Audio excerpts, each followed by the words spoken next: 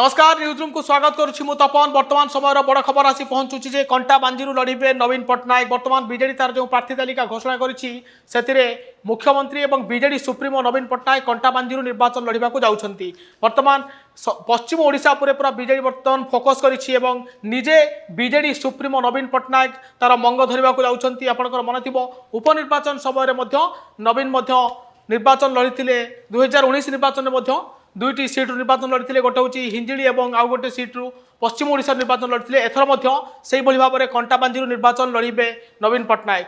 या पछर विभिन्न तर्क दि जाऊँगी विशेषज्ञ मैंने कहते हैं पश्चिम ओडिशा रे एथर बड़ फाइट होची जेतु संबलपुर रे लड़ुंट धर्मेंद्र प्रधान बीजेपी एवं बबी दास अच्छा ये पश्चिम ओडिशा रे नवीन पट्टनायक लड़े गोटे बड़ प्रभाव पकड़ से आज बीजेडी जो तालिका तार घोषणा करी प्रार्थी तालिका से निजे बीजेडी सुप्रीमो मंग धरिबे पश्चिम ओडिशा एवं कंटा बांजीरू निर्वाचन लड़वा जाउछंती मुख्यमंत्री तथा बीजेडी सुप्रीमो नवीन पट्टनायक।